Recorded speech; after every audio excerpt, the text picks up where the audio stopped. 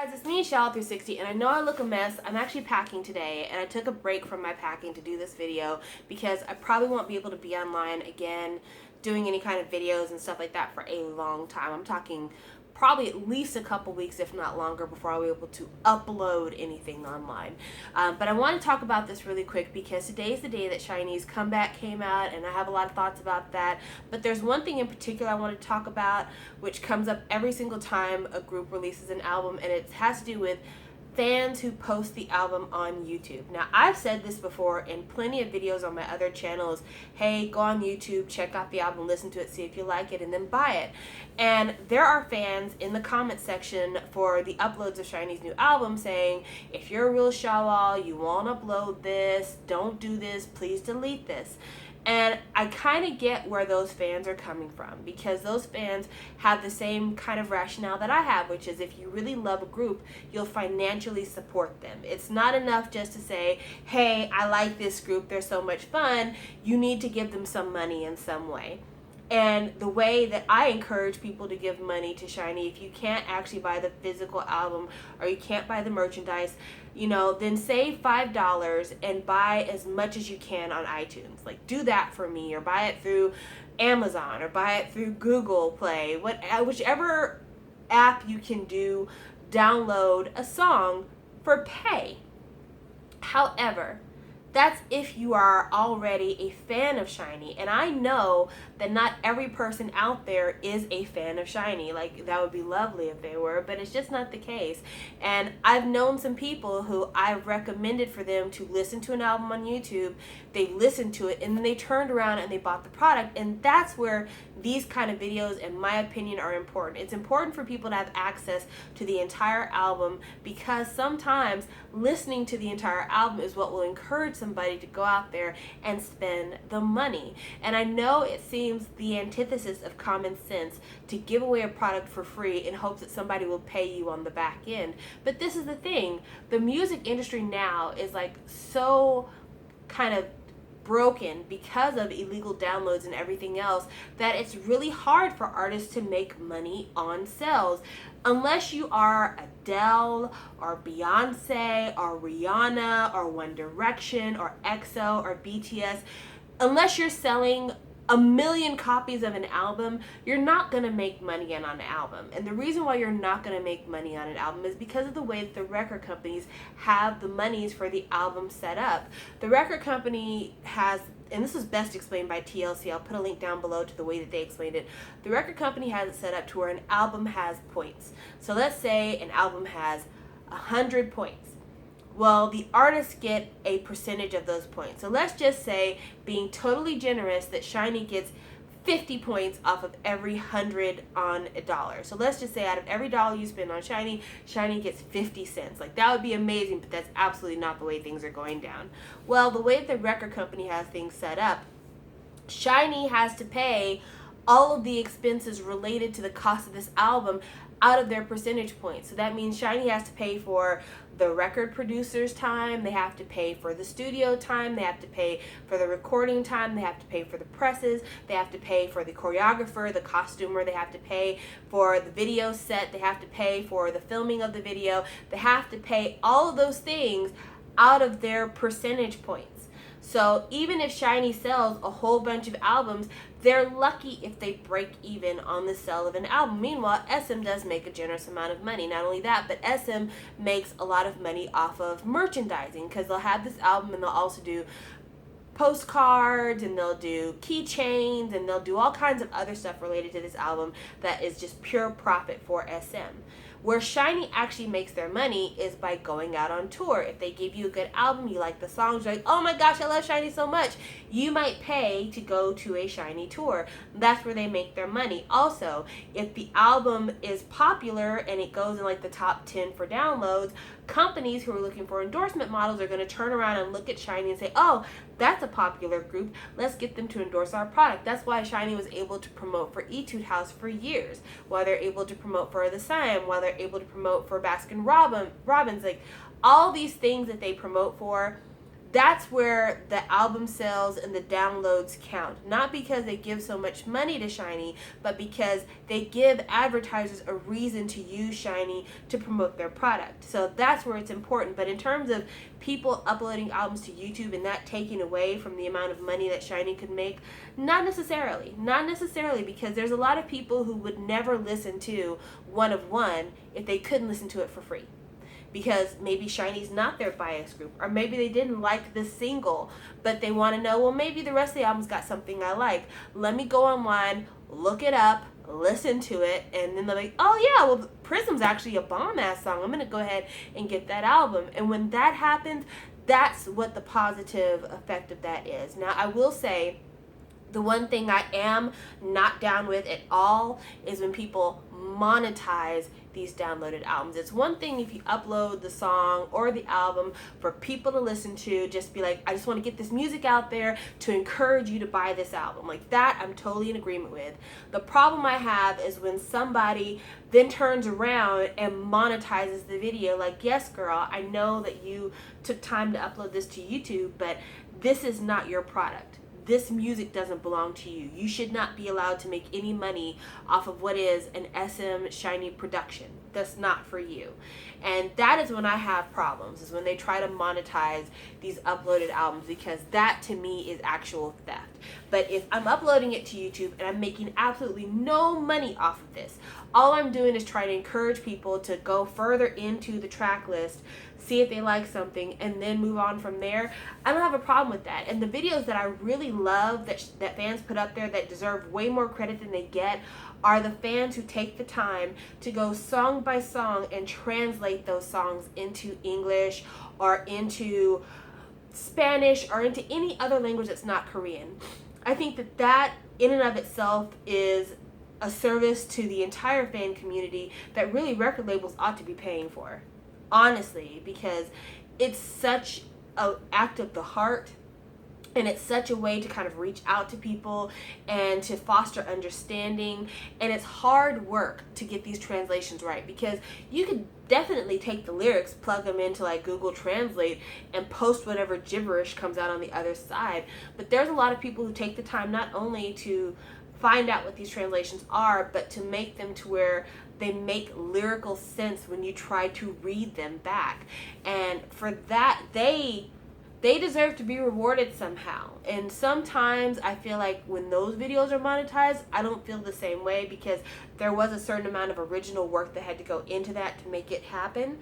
But when you just post up the entire album, no, I don't believe you should get paid for that. That in and of itself, that should be a promotional act, because you are working with somebody else's intellectual property and you don't deserve to be paid for that, because you're really not adding anything to it other than maybe a picture, you know? But now let me talk about Shinee's One of One, because I've spent so long talking about uploading albums and stuff onto YouTube. Shinee's One of One, this really is a passion project for Shinee to me. They knew I was a teenager in the 90s. They knew how much I loved that time period. They knew how hot I used to be back in the 90s, and they decided to do an album dedicated to one of the best times of my life. And I appreciate it, Shinee. It's nice to know that you spent so much time and research into getting it right, like down to the Gucci belts. They really did take time and try to get as many pieces of the 90s right, and they really did it in a great way. Now, there are some things that they did that I was kind of like, you took it too far, Shinee. Like some of the mixing of prints, yes, we did a bit of print mixing back in the 90s, but some of it they really did go overboard with, and some of the tops were more 70s style than 90s style. But the multicolored suits with the rope chains and the dances, there was one moment in the video for One of One where it looked like they were trying to do the Kid and Play. Like, you got me. The drum beat at the beginning of 101 that sounds like Do Me by Belle Biv DeVoe, sounds like the beginning of My Prerogative. The white set in the video, a lot of people were like, oh, the set is plain, it's like they didn't spend any money. In the 90s, they used to do these white set videos. If you look at Bobby Brown's Every Little Step, if you look at old Taylor Dane videos, there were tons of videos in the 90s that had all white sets. Like, that was a thing. So I just really appreciate the way that they filmed it, the way that they went back, the fact that in 2016 Shinee is releasing a cassette tape That's how dedicated to the 90s this concept is. They've got a cassette tape and then the CD is a jewel case. And there are a lot of people who are like, man, that's fucked up. Shinee's already had 2 jewel cases, Odd and Married to the Music. I get it. I was nonplussed too when I first saw it.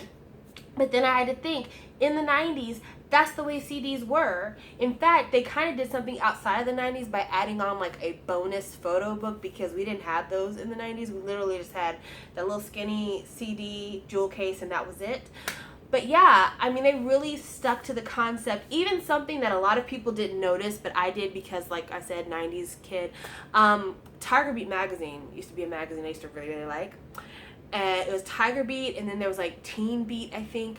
And they used to have these centerfolds in the middle of the magazine. So you'd open the magazine, flip through the pages, and in the middle there'd be like a stack of posters in the middle. And the posters were like kind of folded up in the middle of the magazine, and then when you pull them out, they like unfold like this.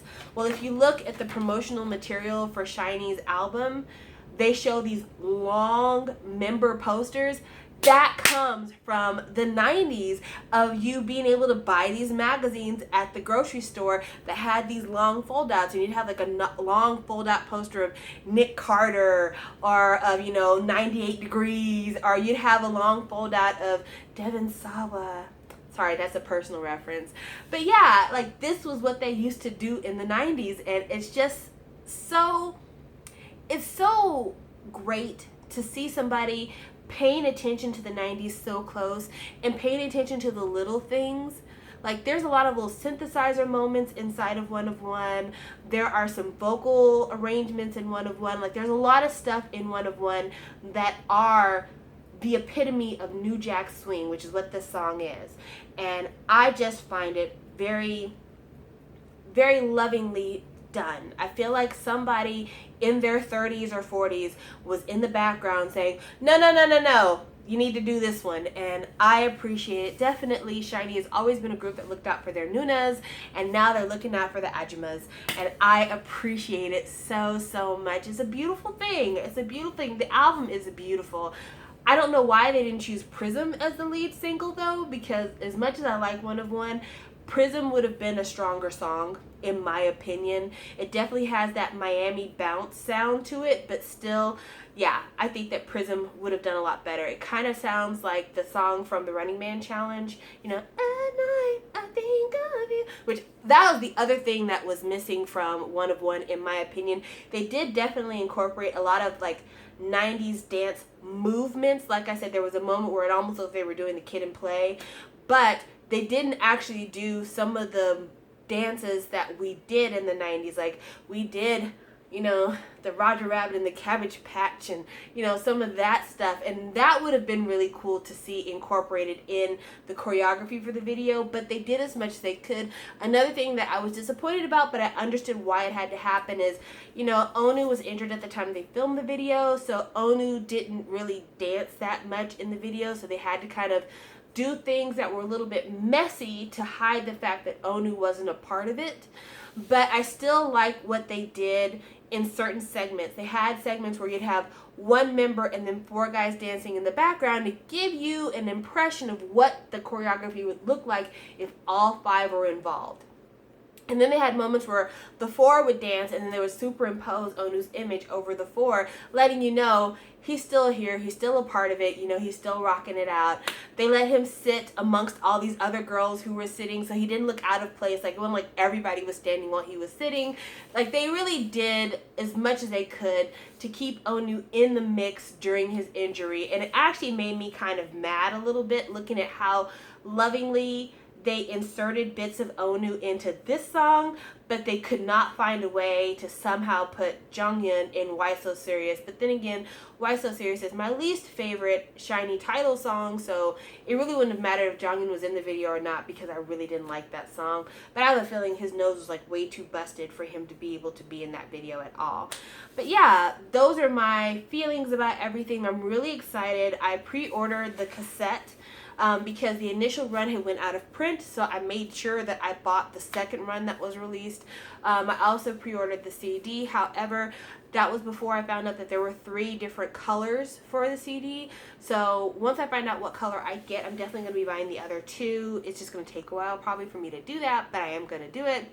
Also, it looks like we have jacket cards this time instead of photo cards, so I don't know about that one. We'll see what happens, but overall, I'm very excited about this comeback. Shinee is my bias group. They do the things I like the most, and this is another home run for me personally. I mean, it probably wouldn't have mattered what the album sounded like. I would have bought it anyway. Actually, I know for a fact it wouldn't have mattered what the album sounded like. I would have bought it anyway. But for them to do such a thorough job of capturing this 90s concept, it just feels like this comeback was made for me. And because it was made for me, all I can do is support it. So I hope you guys will too. Let me know what you thought about everything. Definitely let me know what you feel about people downloading full albums onto the YouTubes. I'll be honest with you, there are certain albums that if they weren't on YouTube, I would never get to listen to them, because there are certain albums that are on YouTube that don't even exist for you to download. For instance, Rain. When Rain left JYP quit reprinting Rain's albums, but also they are not on iTunes for download, or at least they weren't back when I first started trying to download stuff from iTunes.